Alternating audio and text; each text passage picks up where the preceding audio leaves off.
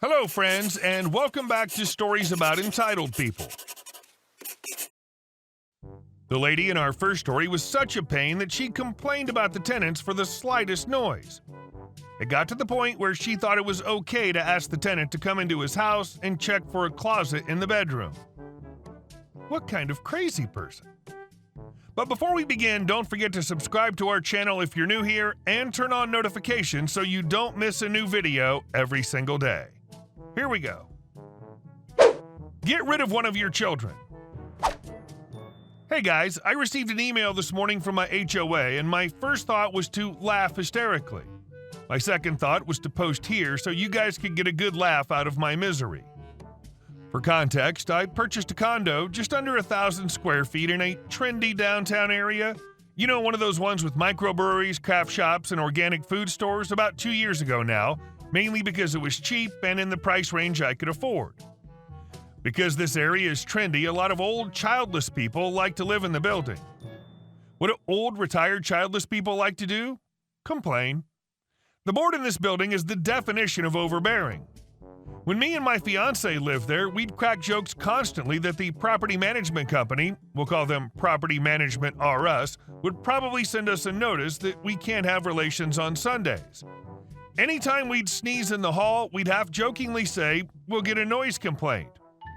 We're older, we don't party, we don't smoke, we keep our unit clean, we're quiet, we don't damage things, the ideal condo dwellers, yet we'd receive notices about the most minor things constantly. So back to the current story. When we found out I was pregnant and various other life events, we decided a move was in order and we ended up moving to the country. Since there's still 3 years left on the mortgage and our market's in a slump right now, we decided to rent the place out. I found a lovely tenant. He's a single dad who runs his own company and shares custody of his twin girls who are around 11 years old, so they spend about 50% of the time at his house and the other 50% with their mother. Since he moved in 2 weeks ago, I've received 5 complaints from Property Management R Us about various minor offenses that would literally not be an issue in any other building. I should mention there's a woman in her mid-50s that lives across the hall from our unit who's on the board, and she hates her life and complains about anything she can to Property Management R Us. Well, the email I got this morning states that there were children heard in the hall, and there are too many occupants in the one-bedroom unit, and that I need to immediately remove one of the occupants to bring the total down to 2. I replied back and didn't even acknowledge the children in the hall comment because WTF, explaining that they must be confused because my unit is a 2-bedroom unit, and that meets the requirements for 4 occupants. She replied back with several emails saying my second bedroom does not have a closet and therefore is not a bedroom, and that she'll need to inspect the unit, but if it does not have a closet, my tenant will have to kick one of his twins out. 4 walls, a door, and a window not count as a suitable bedroom for someone? I'm just laughing now because the master bedroom in the house I have now doesn't have a built-in closet. Is it therefore not a bedroom at all? What have I been sleeping in? I want to reply back with that, but I don't want to provoke them any further. Here's to spending my morning looking up fire codes I can cite to her. Edit 1. Just phoned head of city planning as well as fire inspector. They both laughed and said there's nothing in either the provincial nor municipal building or fire codes that requires a bedroom to have a built-in closet. The only paragraph in the bylaws pertaining to this states that a 1-bedroom unit shall not exceed 2 occupants and 2-bedroom unit shall not exceed 4 occupants, as well as that owners must comply with municipal law and authorities. Since I got the go-ahead from city planning as well as fire inspector, I'm opening a can of whoop butt on my reply back. Edit 2. She replied back twice, stating she's forwarding it to the board so they can review in one, and then in the next telling me the person I spoke to doesn't know the building codes. This guy is literally the one that enforces this stuff. He's the one that oversees this whole department in the city. OMG. And our second story. Make me salute you to impress your lady friend? Enjoy putting all your belongings back inside the car. So this happened about 20 years ago when life was much more relaxed. I was in the military in my home country, not the U.S., and had been assigned Camp Picket on a weekend. The duties were easy. 3 by 2 person teams, 2 hours each of manning the gate, patrolling the camp and attached housing, and then resting. This story unfolds at the main gate. The standing orders at the time were we were to stop incoming vehicles, inspect their ID to confirm they were allowed access to the camp, sign in valid visitors, and turn away anyone without business there. We were usually very relaxed about the whole process. Being that it was peacetime in a country that had no real security threats, we would often just let drivers hold their ID out the window as they were approaching and wave them through. No big deal. Everyone from the newest private to the camp commander knew this is what was happening and had no issue with it. We'd only need to stop civilian drivers. Anyway, cars were coming in, IDs out, and happily passing us by until one car drove up, a crappy old, even 20 years ago it was old, blue Toyota, ID card out the window. I signaled my partner in the gatehouse to raise the barrier to let the car through, then I realized it was slowing and stopped in front of me. Slightly annoyed that someone wanted to be by the book, I marched forward to the driver's window and inspected the ID. Noting that his rank was second lieutenant, I snapped to attention, saluted, gave my manliest sir, and signaled him to proceed, noting the very attractive blonde in the passenger seat. I had to laugh and thought to myself, what a show-off jerkhead. The rest of that stint was uneventful. Some 6 hours later, I was back on the gate. Things were slow, not too many cars at this time of day. Then I see that crappy old blue Toyota driving up, ID out the window, someone in the passenger seat. It struck me like a lightning bolt. Part of the standing orders that were also often ignored were that we were supposed to do a random 1 in 5 vehicle check, that is, inspecting the vehicle for contraband or worse.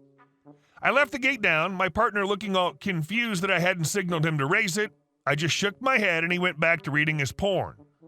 I was prepared this time, marching up to the car as he stopped, saluting in my most very manliest sir. Without missing a beat, I directed him and his red-headed lady friend to please pull into the inspection area, turn off the car, remove the key, and step out for a random 1 in 5 vehicle check. Needless to say, he was unimpressed, screaming that he's an officer and I'm a private and he'll have me charged if I do not open the gate immediately and allow him through. I calmly repeated my request, adding that's a standing order and he must comply. More yelling ensued, and the duty sergeant, hearing the commotion, appeared beside me. After explaining that I had requested a 1 in 5 vehicle check and it was being refused, he gave me a quizzical look as if to say, I have no idea what you're up to, but this seems like it'll be fun, so okay, and proceeded to tell the officer to comply with the private's request or he'd be forced to involve the duty officer, who'd be pissed that he had to pause his movie. So second lieutenant parked his car, turned it off, and both of them exit. Standing off to the side, I'm sure he was expecting me to just look over the vehicle and let him proceed. Nope, I really should be taking camp security more seriously, I decided. I then proceeded to strip everything not bolted down out of the car. I'm talking personal bags, rubbish, rear seat, spare tire, jack, toolkit. If I could move it, it was coming out.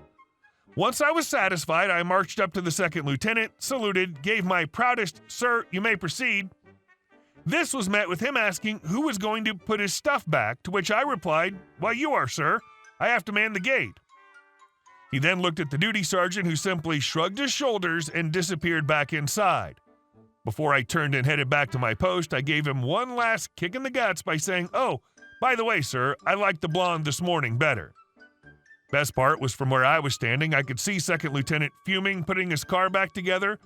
Little Miss Redhead standing none too impressed, hands on hips and scowl on face, and not one single car came by. Once he was back in the car, he did not proceed onto the camp, instead heading back towards town, and I'm guessing a very awkward drive back to Miss Redhead's place. And our last story. Neighbor damaged her car on my landscaping rocks. I own a property on a narrow street with a strip of grass between the sidewalk and the curb.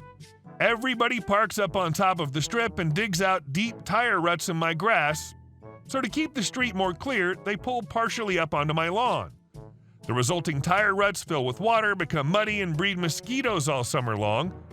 It's unsightly, and the flies are a major pain in my butt. So I found some large rocks, large enough to need a hand truck/dolly to move them, but I used these boulders to block off the parking so nobody could park on my lawn, put them right next to the curb line. I purchased new soil, grass seed, mulching hay, fertilizer, etc. It took about a month, but the ruts are filled in, new grass is growing, and it looks 10 times better. plus no more insect breeding ground. My neighbor, who I long suspected was one of the cars damaging my lawn, spoke to me one day. She was pissed I'd put the rocks there. She says I should have said something to them or warned them. She went to park, presumably as she always did, drove up onto my lawn to get out of the street. She didn't expect the rocks to be there and scratched/dented her front/side of her car. She was pissed and hinted that I should pay for that. She mentioned the previous owner let cars park there and that I should continue the tradition. Short summary of the convo, I told her it's not against city code to put the boulders there. I said my property is not for others to park on. There were years of damage I repaired from all the previous parking. I also refused to pay for body damage from her own careless driving while trying to park where she should have never been in the first place. Next time, she should pay attention to where she's parking. Nor do I care what the previous owners did, and I'm certainly not putting up a sign warning about rocks. She was pissed, to say the least. She gives me the evil eye every time she sees me. Hey guys, thank you all for watching the video. I'll see you in the next one.